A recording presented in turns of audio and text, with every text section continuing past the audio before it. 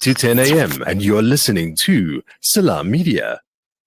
So when this lands on my desk and I get told we're going to talk about unconscious exclusion of the disabled in Muslim spaces, then I'm particularly interested in that because it's something I must say, and you have to say that uh, that we don't think about it too often. It is the case. It's almost like it's an other. It just happens, and then somehow these things will just work themselves out. But if you're not intentional about it, it's not going to happen. So, with that in mind, we've got two guests who'll talk us through this. Dr. Nafisa Mayat is with me, who's just graduated with a PhD in disability studies, in particular from the University of Cape Town. Dr. Nafisa Mayat, appreciate your time. Assalamu alaikum, and welcome to the show. Walaikum salam. Thank you for having me. Thank you so much. Right, I understand we've had some connectivity issues with you earlier, but hopefully it's all fine. And then Zain Bulbulia is with us, who's the chief director in the office of the Gauteng Premier, responsible particularly for issues of transformation, and of course he himself has been living with disability, which is interesting to get his case study of that. Zain, appreciate your time. Assalamu alaikum. Wa alaikum salam, Ashraf, and wa alaikum salam to the listeners.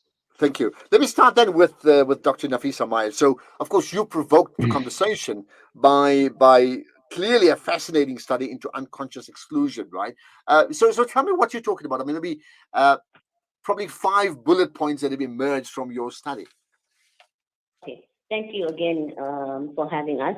My study is actually looking at disability inclusion in the Muslim Ummah in South Africa, and it started off with conversations that I've had around with people that I work with. I've been working in this field for a number of years, and it was an area that is not looked at.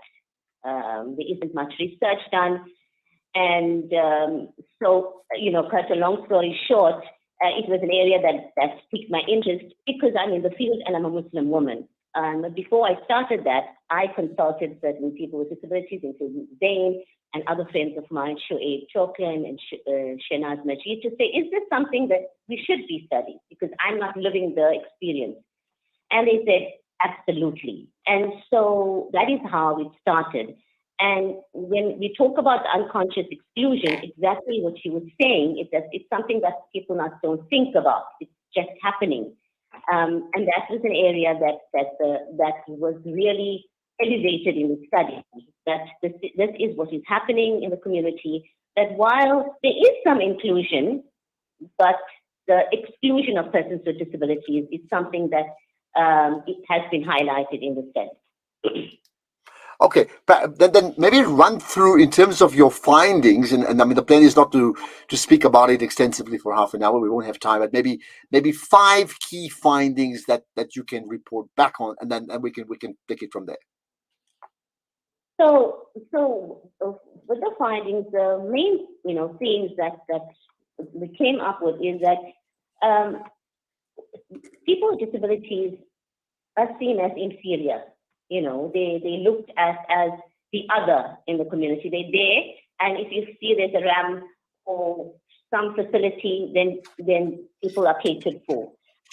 One of the other elements, and this is a difficult one because the burden of responsibility is on the person with a disability, is people with disability that carry that weight of wanting to be included or being included. So the responsibility is on the person with a disability to make themselves feel included. And of course, that doesn't create full inclusion. And the other main theme that was highlighted is when speaking with the ulama, who acknowledged that while we are doing some work to include people with disabilities, we are not doing enough, and that much more has to be done to create this inclusion. So those were the 3 main themes. Of course, there's sub-themes to it, but that is it. That this now has to be a collective responsibility to move forward in creating this inclusion. And out of this is the voices of persons with disabilities are critical in this. Because in the study, a lot came out around power struggles and how people with disabilities are really not given that voice to be heard. They're not heard, even if they acknowledge or they say that, I need a proper ramp, or I need a sign language interpreter in the masjid, for example, or the madrasas, whatever, in the workplace. this is not acknowledged. And that is critical, that the voices of persons with disabilities must be part of this conversation. Okay, let me pick up on just some points of clarity, right? When we talk about, as the study suggests, unconscious exclusion. In fact, I could even debate the word unconscious and say maybe it's very conscious exclusion, but that we'll come to that just now, right? But when we talk about this exclusion in the Muslim communities, we there's a distinction between Muslim people in private spaces, like in homes, right, and in their own businesses or on their own places of work, right, which may be Muslim-owned and may not be Muslim-owned, for example, right. And then the obvious one, I think most people would look at is the mosque and the madrasas as absolutely the center pins of Muslim cultural activities, right. So, did your study then look into which mosques has got what, and how broad was that study? Yeah. No, so we didn't go into the specifics of particular mosques. So when my participants were persons with disabilities, people from the Ummah, non-disabled people in Durban, Joburg, and Cape Town, and we left it broad because you want to hear the story, and what came out was this exclusion that happens both in the workspace and in the masjid, in the access to madrasa education from the very beginning, which, as you rightly pointed out, is lacking. And not much has been done over the years. And some of the stories that I heard were really heartbreaking, So that we did not hone in on any specific masjid, but it was an overall discussion about the experience of the individual within that space. So, for example, in the workspace, Muslim organizations that employ someone with a disability, where she could not pray her salah because when she goes into the bathroom, a simple thing as a jug she's blind, so it's never in the same place. She has to look around, and she isn't able to wash herself properly and make a wudu. And although she's someone who's vocal and has expressed this to the staff, this has never really changed. So she has to go home and make her namaz in the evening. In the masjid, if in the article it was mentioned that one of the musallis asked for a proper ramp, but that was not put in place until someone from one of the trustees who broke his hip, and then a ramp was put up. So this exclusion that we looked at was at all levels, whether it's social, interacting in the malls, weddings, meetings. But the masjid is a critical area which we really have to pay attention, and the madrasa. Yeah.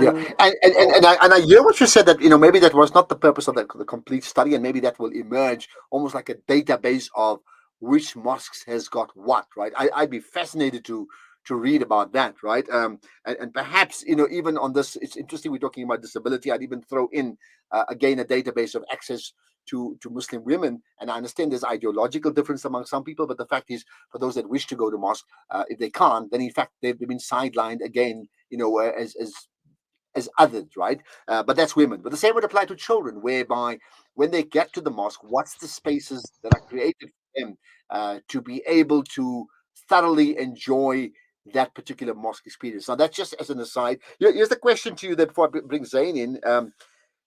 When you first brought it up with the ulama bodies, and Cape Town, Joburg, and Durban, did any of them even anecdotally share what is being done in the mosques, even if you don't have like a complete database? Did they just share some of the experiences of what they already do or do not do?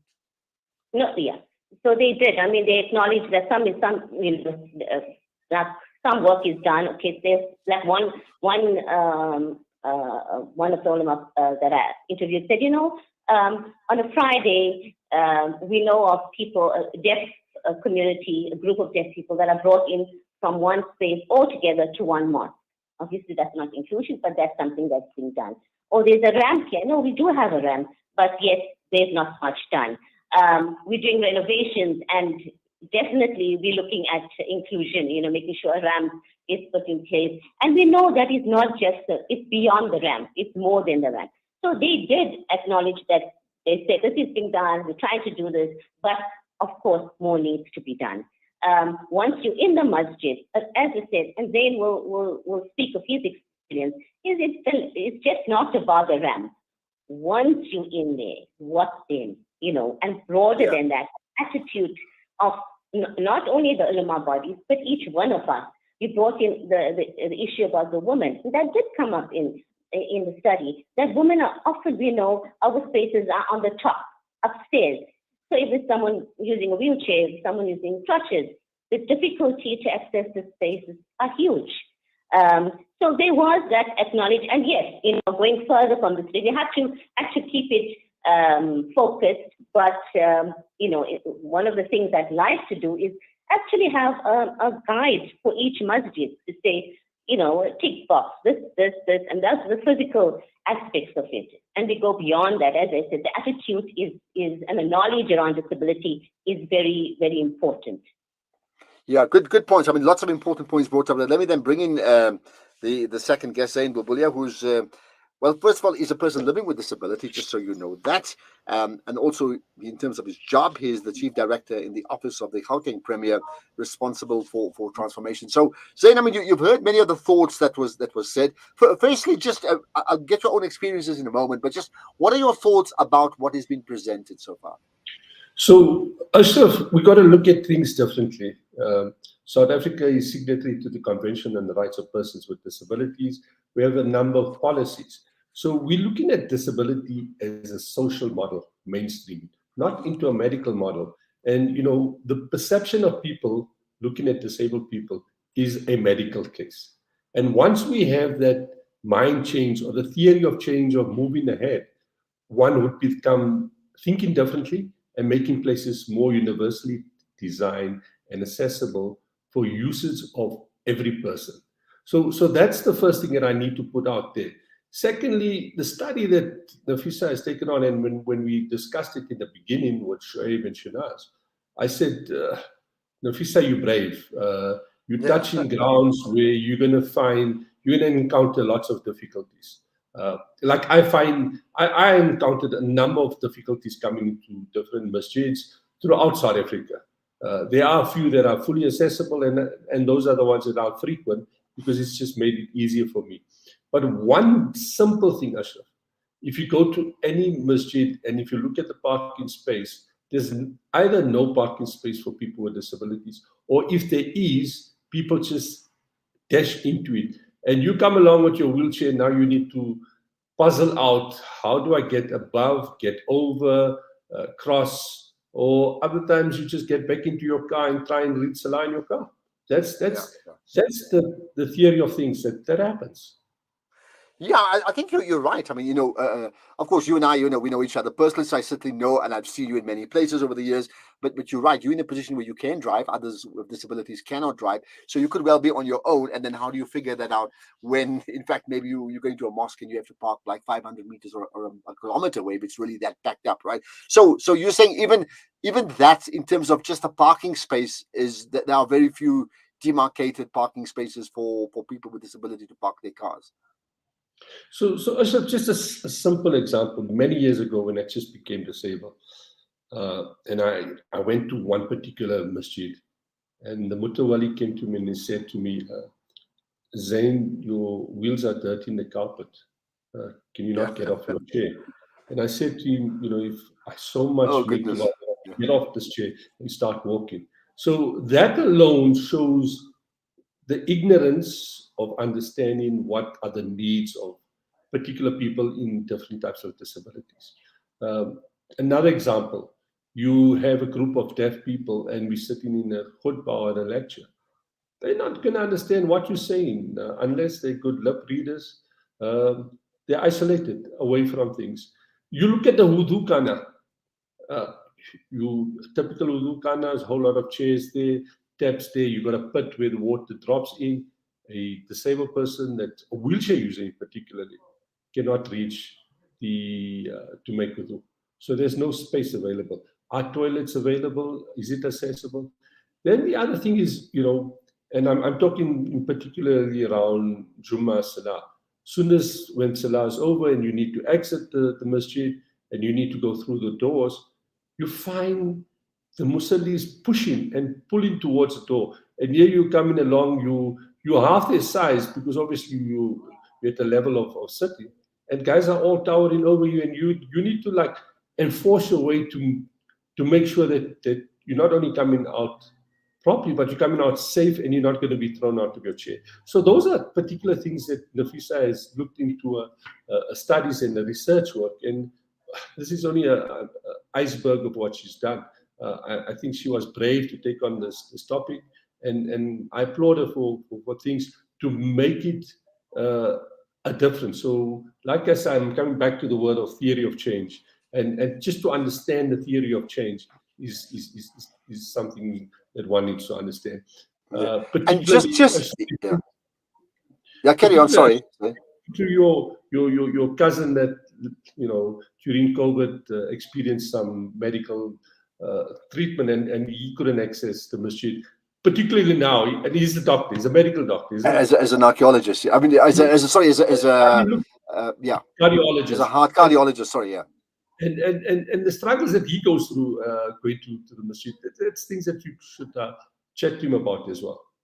Yeah, I think that's so true. So here's the thing, just from your side, Zain. I mean, it's difficult to say because we're talking about the whole country, but are there mosques that stand out? They're not perfect, but are there mosques that stand out that have been far more disability user friendly than the others? And if so, I mean, I'd certainly like to know which ones they are, because it's important that we highlight them. Look, the two that I can particularly talk about off the cuff, and I live close to by, is Furqan and West Street Masjid. Both in Houghton, yeah. In Houghton. But if you look at what the amount of money that has been spent in Berlin masjids, from the chandeliers to the carpets, and where one just needs a more accessible bathroom or a ramp put down, is not even a third of the price that is in there. So, when architects are designing and doing these things, that's one of the things that they run short of. So that's why I say universally designed and accessible is what we need to look at. If you look at the masjid in Utah, lately, just been renovated over a couple of years, there's a ramp to get into the masjid. Where you take off your shoes, you can't go anywhere. There's another step. So the other thing is, when you come into the masjid, people remove their shoes and they put it all over. It becomes cumbersome for a person with crutches or an amputee or a wheelchair user. How do you get over those shoes? How do you navigate yourself? So, I'm fortunate that, there's always someone with me to assist me in doing these things, taking off my shoes, pushing me up and down, over the ramp and things like that. There are others that don't have it, So, and the thing is, we need to bring the awareness within the masjids. Yeah, good point. I'll tell you what, I want to pick up on the issue of one thing is having the data, and the other is like, okay, so what do we do with the data? Now that we know out of, say, 500 mosques or 300 mosques, these guys do this, these guys like, okay, so now what about it? And I want to get Dr. Nafisa Mayat's thoughts on that, which I'll do right after this.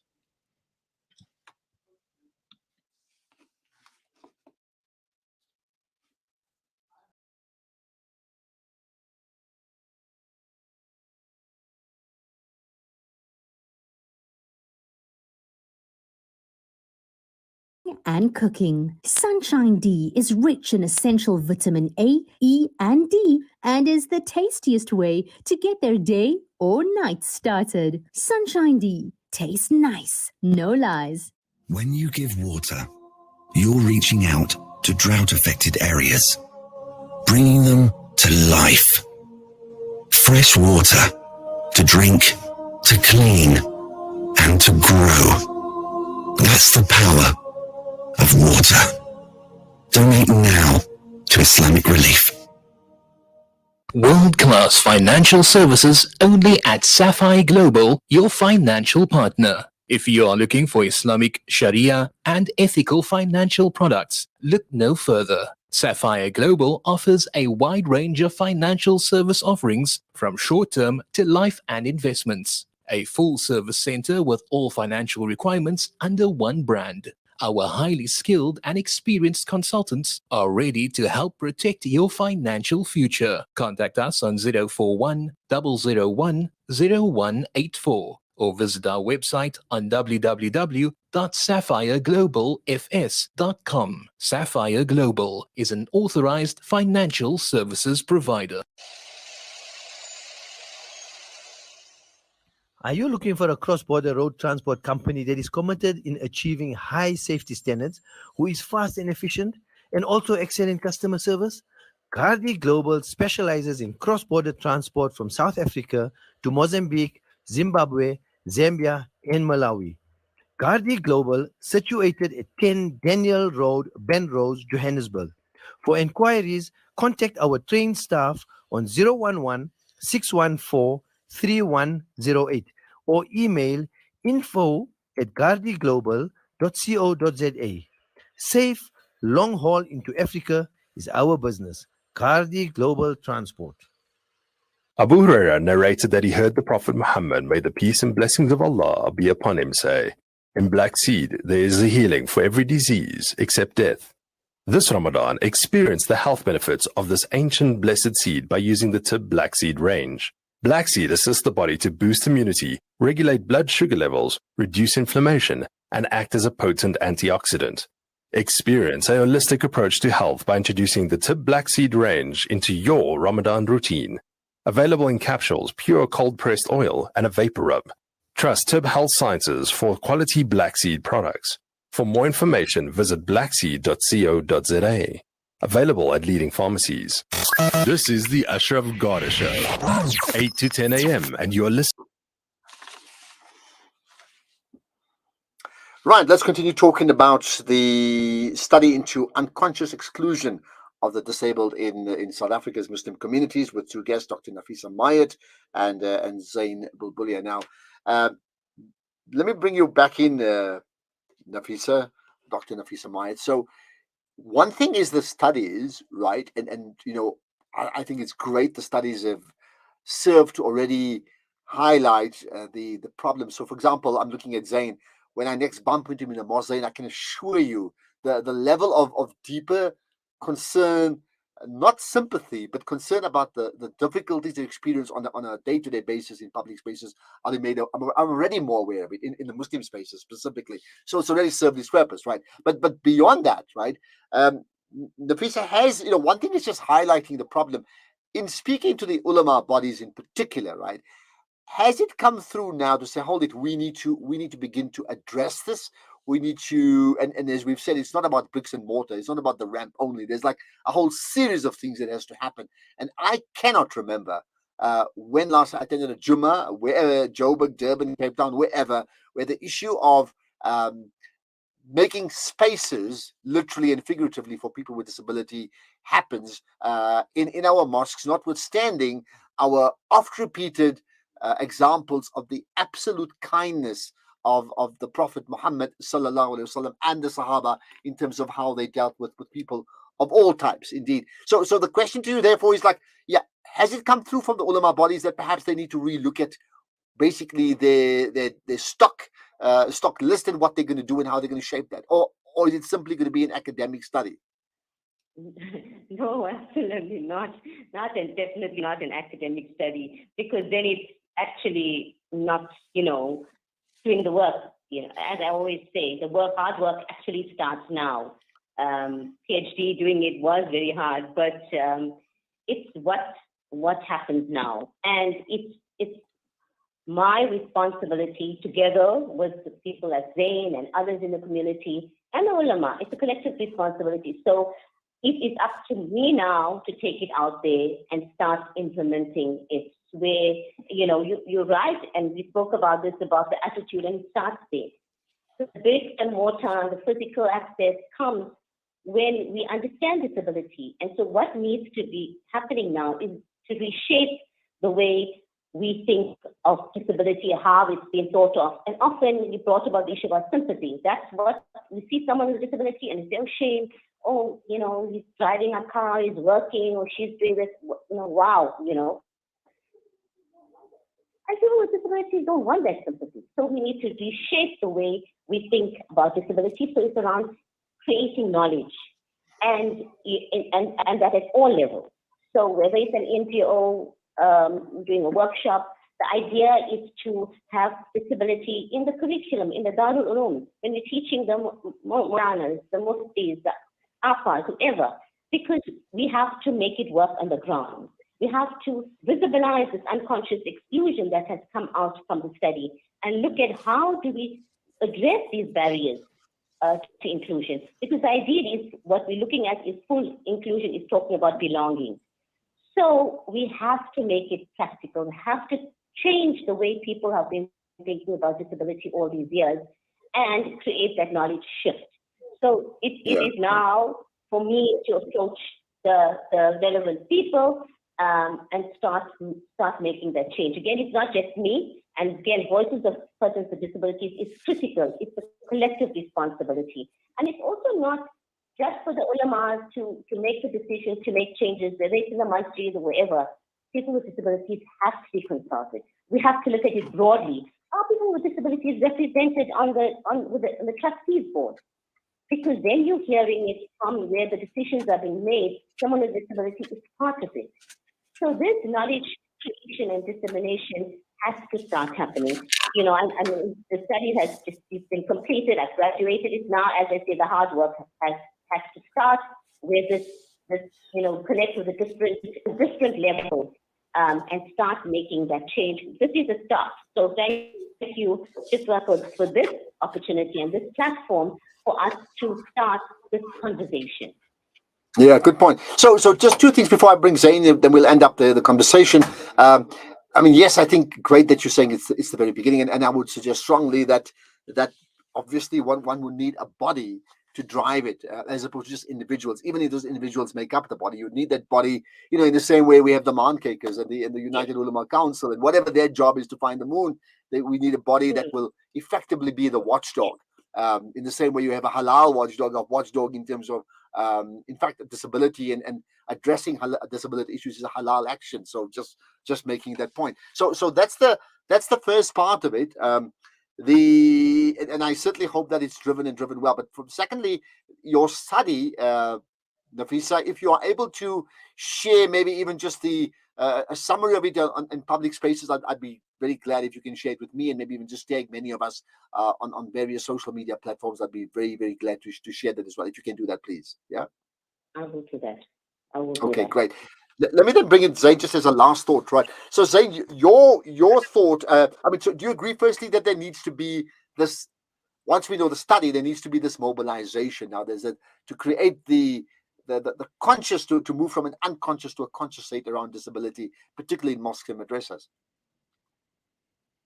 Well, I spoke to Nafisa yesterday and I said once, she's done the thesis and everything. Now we need to develop that into a strategy that would be available to the ulama to have a look at. So a document that they can go back, there's research and things that is there. I just want to chat on one thing, Ashraf. We just seen the earthquakes in Turkey. How many disabled people have come out of there? We're looking at the wars. Look at Palestine. What are we, it's all around us. It's there, but are we aware of these things? And that's the consciousness that we need to take back. I was an able-bodied 25 years ago, running around and doing everything, 25 years in the chair, and I'm seeing a life differently. And alhamdulillah, I'm enjoying my life with my chair. Yeah. A very different world, but it does need absolute adjustments. I mean, point taken. Just the last thing from your side, Zain, in terms of where you sit at the with the Gauteng Premier's office, I mean, can you guys drive this even further, considering you're very much in that transformation space to say, and it's not just the mosques now, that would obviously then apply to other religious organizations and other public spaces to make sure that it's really happening? So my drive with the National Department and the Presidency is to see that we have a universally designed, accessible South Africa by year 2030. I'm putting it as a sustainable development goal to the country, and we're working towards it. Gauteng has put its initiatives behind it, and in the next 5 years, We want to see it. Well, the sixth administration has pushed it forward to say that we want to have South Africa or Gauteng accessible, whether it's your transport and various others. So, yeah, we're working towards it. Premier Payaza Lesufi is hard at it, and we're at the forefront as center of government in Gauteng, and we're pushing towards this. And sure, we should engage on lots of other platforms and invite you as well to see what we've done so far. Well, I'd be very happy to see that. Absolutely. Let's leave it at that. Then Zain Bulbulia, the Chief Director in the office of the Gauteng Premier, responsible for transformation, a person also living with disability. And the point he made, there was a period and he had no disability. He could run and walk just like I could. We come from the same community, but that changed 25 years ago. And then Dr. Nafisa Mayat, who's put together this, I think, a really, really important study into as part of a PhD in disability studies. That's what she's graduated in, and the study around unconscious exclusion of the disabled. And I'm still going to argue with you as a final point, Nafisa, that we may say it's unconscious. I think in many cases, I would like to think that the study may also reveal there's been a conscious exclusion. To say, you know what, it's been raised. Leave all that alone, man. These are just one or two people and just lost them and they can just stay at home. So I think it could well be a conscious disability, but that's another conscious exclusion. That could be another conversation. Appreciate your time. Do share that. Yeah. Yeah. All right. Do share the information. I'd love to share that as well. Thank you for your time, both of you. That is a really, really important issue. Let's talk about Eskom, and we talk about inclusion and exclusion. There were issues of irregular expenditure. Yes, no, maybe. That's changed every single day this week. We'll talk about that next.